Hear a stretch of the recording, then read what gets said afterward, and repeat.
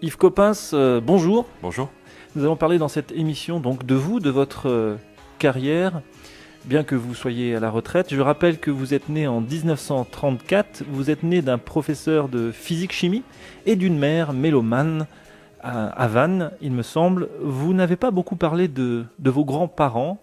Quel rôle ont-ils joué chez vous, Yves Coppens? Écoutez, sûrement des rôles importants. D'abord, dans mon cas personnel, c'est vrai. Et j'ai eu des grands-parents maternels qui ont été extrêmement proches, dont j'ai hérité d'ailleurs de la maison à Vannes. Mes deux grands-parents maternels étaient tous les deux à la poste, PTT. Mon grand-père y avait été inspecteur et puis directeur et on l'appelait le vieux poteau des PTT, vous voyez.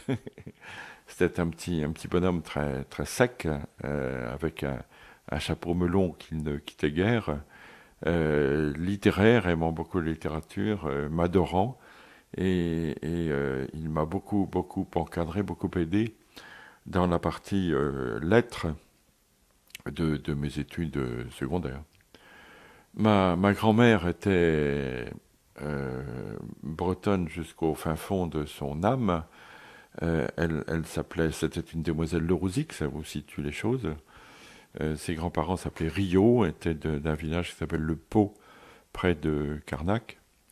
Et donc, c'était un petit peu Armor contre Arlan, c'est-à-dire que mon grand-père était quelquefois un petit peu critiqué parce qu'il était de la terre, alors que ma grand-mère était de la mer. Et la mer, bien sûr, était supérieure à la terre, en tout cas, dans nos propos. Mon grand-père était très gentil, alors il se laissait faire, il ne contrariait pas ma gentille grand-mère, qui était une petite aussi, une petite dame bretonne, très, très coriace, très, très endurante, au grand cœur, extrêmement généreux. Elle m'a jamais fait de cadeau, au sens objet du terme. Et à côté de ça, elle a toujours ouvert sa porte et sa table à mes copains et à moi-même, absolument quand je débarquais, quand je voulais. Et elle est morte à 99 ans, c'est-à-dire elle a bien résisté à l'existence. Mes grands-parents paternels étaient à Paris, plus exactement à Versailles. Et mon grand-père paternel me fascinait par son talent en peinture. Il peignait des toiles, bien sûr, mais il peignait partout. Il peignait sur toutes les surfaces qu'il voyait. Et j'ai su, mais malheureusement je n'ai pas vu, que dans l'appartement qu'ils occupaient à Versailles, et qu'ils ont dû quitter, il avait peint tous les murs de l'appartement, et c'est très dommage d'avoir laissé ça derrière lui. Alors j'ai un certain nombre de petites toiles, bien sûr, de lui, et je me rappelle surtout de lui à la retraite, partant de manière très philosophique dans le sens populaire du terme, son chevalet sous le bras, quelque part en Bretagne, où il s'était retiré après sa retraite. Donc j'ai été forcément influencé par la rigueur et la générosité des uns et le talent et la fantaisie des autres, quoi. C'est un petit peu mélangé. On dit même que votre grand-père paternel, qui se faufilait partout, y compris même dans les conduits du sud-ouest, aurait peint Lascaux. Oui, mais ça, il ne me l'a pas avoué. Il n'a pas osé m'avouer. Mais il est mort quand même en me laissant la clé de Cro-Magnon. Yves Coppens, vous avez toujours aimé le travail. Ça, c'est clair, jusqu'à aujourd'hui même. À l'école, vous étiez, c'est pas vous qui étiez près du radiateur, dites-vous, c'était un autre. Est-ce que vous usez des mêmes recettes que vous avez reçues de la part de vos parents et des professeurs auprès de votre fils Quentin, qui a 13 ans aujourd'hui en 2008 et qui aura donc 14 en 2009 quand l'émission passe? Oui, bien sûr, je m'efforce en tout cas de le faire. Quentin est un petit garçon très, très vif, très astucieux, très intelligent, je crois. Mais c'est pas à moi de le dire. En tout cas, ce que je regrette un petit peu, c'est de ne pas trouver en lui le bosseur que j'ai été, quoi. Il est un peu relax et après tout, ça m'est difficile de prendre ça mal parce que il vient de terminer sa cinquième, il est donc désormais en quatrième. Et en cinquième, il a fini premier. Il était dans une classe assez importante, de 34 élèves, je crois. Et il est premier. Donc quand je lui dis, quand même, tu devrais travailler un petit peu plus, il me dit, écoute, voilà, que faire de mieux? Mais il y a toujours moyen de faire mieux, naturellement. Donc, je ne sais pas ce qu'il fera. C'est toujours très inquiétant pour n'importe quel parent de la Terre de suivre ses enfants et d'en faire des hommes ou des femmes. Et il est intéressé par beaucoup de choses, il est curieux de beaucoup de choses. Euh, il n'est pas très lecteur et comme tous les gens de sa génération, il est surhabile, super habile dans tout ce qui est manipulation électronique. Et je crois à cet égard que la prise si importante, la saisie entre le pouce et les autres doigts va se transformer en pression des doigts.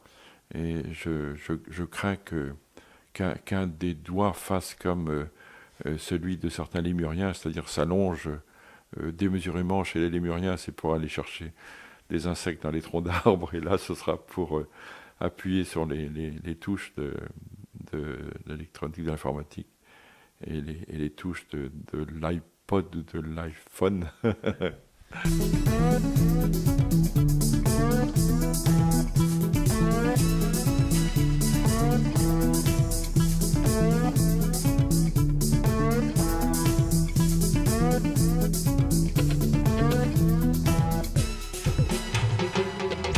L'univers des sciences, Ronan Festock. Yves Coppens, vous aviez raconté cette anecdote sur une radio concurrente il y a 3 ans, mais je ne l'ai pas oubliée, elle m'avait bien fait rire. C'était, je crois que vous étiez à l'école à Vannes, et il y avait une histoire d'affaires.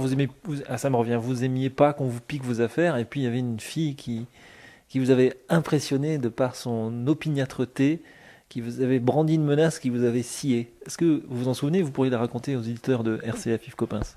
Oui, bien sûr, bien sûr. C'était tout à fait le début de mon école. Il se trouve que, comme j'avais un père prof, que j'avais une tante professeur d'anglais, que j'avais un grand-père littéraire qui même écrivait, il n'a pas publié, mais il écrivait des romans. J'étais très encadré chez moi, si bien que mes parents m'ont gardé. C'était sûrement l'idée de ma mère très longtemps à la maison avant de me lâcher à l'école. Et je suis allé pour la première fois à l'école à 7 ans. Et c'était en 10e. Alors 10e, ça fait quoi ça? Ça fait CE1 sans doute. Ouais. CE1, oui. Et c'était à Vannes. Je n'y suis resté que quelques mois parce que mes parents sont partis dans la région parisienne, donc évidemment je les ai suivis. Et j'ai continué ma 10e à Clermont, dans l'Oise, 50 km de Paris. Et donc quand j'ai commencé l'école, comme beaucoup de petits-enfants, je crois, j'étais très triste de quitter mes parents, j'étais très triste d'être lâché comme ça, même à 7 ans. Et donc je pleurais beaucoup, et cette école me faisait très peur, d'autant plus que j'étais très timide. Et je me suis trouvé, heureusement, à côté d'une petite fille qui, je crois, s'appelait Ginette Petit. C'est assez facile à retenir. Et j'ai cherché ensuite sa trace, et on m'a dit qu'elle était... Oui, c'est ça, qu'elle était devenue fleuriste. Et donc, elle m'avait dit, prête-moi un crayon. Je trouve pas mon crayon, je voudrais que tu me prêtes un crayon. Et j'étais non pas un enfant seul, puisque j'avais une petite sœur, mais une petite sœur décalée de 6 ans par rapport à moi. Donc j'avais quand même été élevé comme un fils unique pendant quelques années. Et j'étais très, très à cheval sur mes affaires, le rangement de mes affaires, mon ordre à moi. C'est toujours resté d'ailleurs. Et donc je lui dis non. Gentiment, mais je lui ai dit non, ça m'embête, sans mes crayons, etc. Et elle m'avait répondu, si tu me prêtes pas ton crayon, je vomis. Alors là, j'avais été tellement impressionné, tellement effrayé que je lui ai prêté tous les crayons de la terre. C'était une première rencontre. Oh, c'était pas la première. Ne pas plaisanter avec les femmes. Une rencontre avec les filles, oui, mais depuis je fais attention. Oui.